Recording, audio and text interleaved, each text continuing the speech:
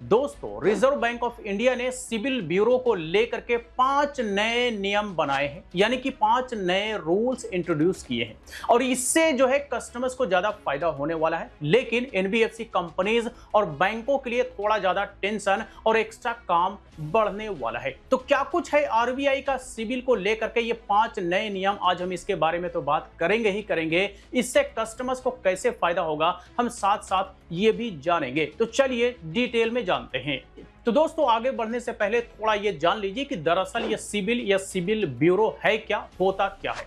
तो देखिए, फाइनेंशियल लेन देन का एक क्रेडिट रिकॉर्ड मेंटेन करने के लिए एक इंस्टीट्यूशन है जिसका नाम है सिबिल। अब जो भी आप फाइनेंशियल लेन देन करते हैं, चाहे क्रेडिट कार्ड से हो या फिर पर्सनल लोन हो या किसी भी तरह का लोन हो, एनबीएफसी कंपनी के साथ या फिर बैंक के साथ हो, आपका सारा जो लेन देन का क्रेडिट रिकॉर्ड होता है, कहिए तो आपका लेन देन का व्यवहार कैसा है, आपने टाइमली पेमेंट किया या नहीं किया, या आपने पेमेंट डिले किया, इन सारी चीजों का रिपोर्ट कहिए तो सिबिल ब्यूरो में जाता है और वहां पर आपको एक पॉइंट के रूप में कुछ नंबर्स दिए जाते हैं। यानी कि अगर आपने टाइम टू टाइम पेमेंट किया, आपका बैंकों के साथ अच्छा लेन देन है, आपने सारी चीजों का टाइमली पेमेंट किया, तो फिर आपका स्कोर धीरे धीरे बढ़ता जाता है। और अगर आपने पेमेंट डिले कर दिया, आपका लेन देन अच्छा नहीं रहा, आपने पेमेंट डिफॉल्ट कर दिया, तो फिर आपका सिबिल ब्यूरो का जो स्कोर होता है वो घटने लग जाता है, जिसका मतलब कि आपका लेन देन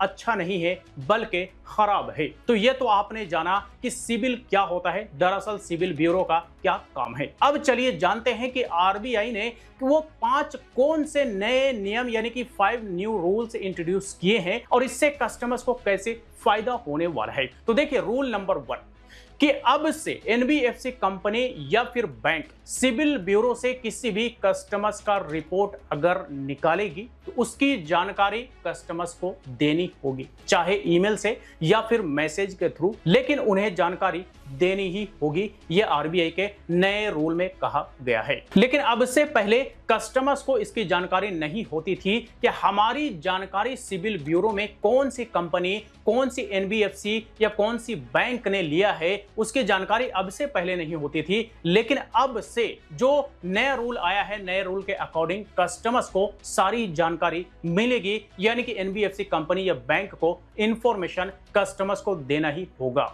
रूल नंबर 2 कि साल में कम से कम एक बार कस्टमर्स को फुल सिबिल रिपोर्ट प्रोवाइड करना पड़ेगा। ये सिबिल ब्यूरो को कहा गया है आरबीआई की तरफ से, यानी कि ये जो नियम है, इस नियम के तहत अब सारे लोगों को एक full CIBIL report yearly customers को मिलने वाला है। जैसे मान लीजिए कि अगर हमारी इंफॉर्मेशन सिबिल ब्यूरो में है तो फिर हमें ईयरली एक बार फुल सिबिल का रिपोर्ट हमें मिलेगा कि हमारा किसके साथ, किस बैंक के साथ, किस चीज को लेकर के लेन देन पिछले साल में रहा है, हमने क्या टाइमली पेमेंट किया है, नहीं किया है, डिले किया है, कितना हमारा स्कोर है, कंप्लीट इंफॉर्मेशन उस फुल रिपोर्ट में होना चाहिए। और इसी वजह से आरबीआई ने यह कहा है कि ताकि इसकी जानकारी जो है वो हर एक व्यक्ति को हो जिसकी इंफॉर्मेशन सिबिल ब्यूरो में है, ताकि वो बंदा अपनी अगली फाइनेंशियल लेन देन का प्लानिंग उसी अकॉर्डिंग कर सके। तो इसका बेनिफिट कस्टमर्स को इस तरह से मिलने वाला है कि फ्री ऑफ कॉस्ट ईयरली एक full CIBIL report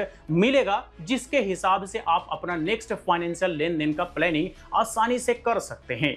rule number 3 कि अगर कोई भी व्यक्ति क्रेडिट कार्ड या फिर किसी भी तरह के लोन के लिए अप्लाई करता है और अगर उसका एप्लीकेशन रिजेक्ट हो जाता है तो एनबीएफसी कंपनी या बैंक को उस कस्टमर्स को रिजेक्ट करने की वजह बतानी होगी, रीजन बतानी होगी कि इस वजह से आपका यह एप्लीकेशन रिजेक्ट हुआ है। बट अब से पहले इसकी जानकारी कस्टमर्स को नहीं दी जाती थी, जस्ट एक एसएमएस कर दिया जाता था कि अनफॉर्चुनेटली हम आपका लोन अप्रूव नहीं कर सकते या आपका लोन रिजेक्ट हो गया, क्रेडिट कार्ड रिजेक्ट हो गया। लेकिन अब उस मैसेज में या ईमेल में रीजन भी बताना पड़ेगा कि आपका लोन या आपका क्रेडिट कार्ड का एप्लीकेशन रिजेक्ट क्यों हुआ है। तो इससे भी कस्टमर्स को कहीं ना कहीं फायदा होगा। वो ऐसे कि कस्टमर्स को जानकारी होगा कि किस वजह से हमारा लोन या क्रेडिट कार्ड का एप्लीकेशन रिजेक्ट हुआ है, तो उसे वो सुधार सकता है, उसे और बेहतर बना सकता है, ताकि इन द फ्यूचर उसका कोई भी एप्लीकेशन रिजेक्ट ना हो सके।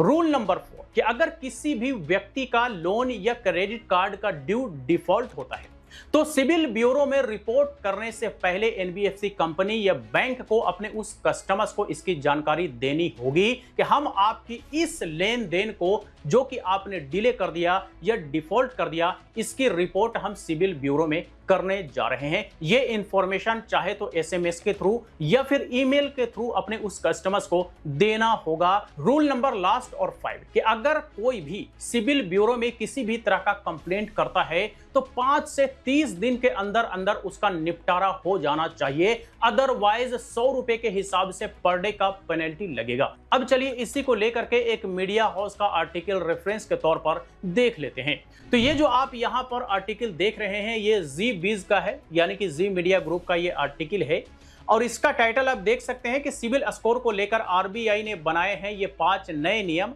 लोन लेने से पहले जान ले आपके फायदे की है बात।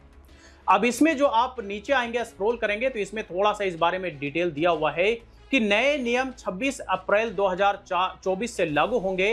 अप्रैल में ही आरबीआई ने इस तरह के नियम लागू करने की चेतावनी दी थी। बता दें कि जब भी कोई ग्राहक लोन लेने के लिए आवेदन करता है तो बैंक उसका सिबिल स्कोर चेक करते हैं। इसके तहत रिजर्व बैंक ने कुल 5 नए नियम बनाए हैं, आइए जानते हैं। तो ये वही सारे नियम यहाँ पर 5 पॉइंटेड हैं जो कि मैंने यहाँ पर अभी बताए कि नंबर 1 ग्राहक को भेजनी होगी सिबिल चेक किए जाने की सूचना।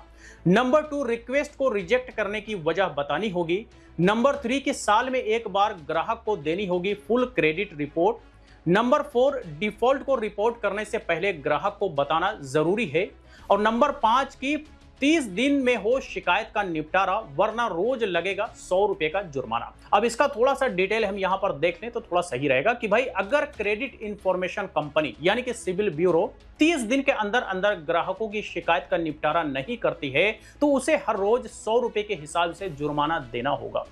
इतना ही नहीं, आगे देखिए कि यानी जितनी देर से शिकायत का निपटारा किया जाएगा उतनी ही अधिक जुर्माना चुकाना होगा।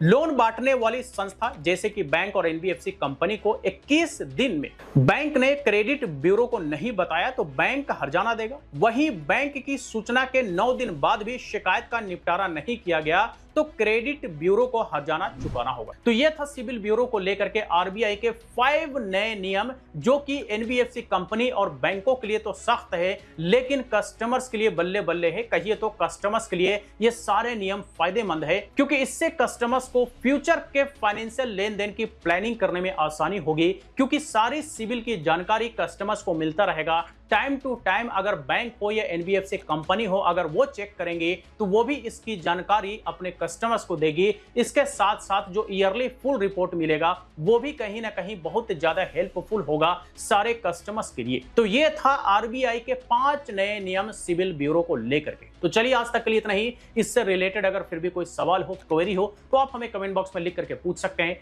वीडियो अच्छा लगा तो लाइक करें। फिर मुलाकात होती है किसी नई वीडियो के साथ, तब तक के लिए बाय बाय।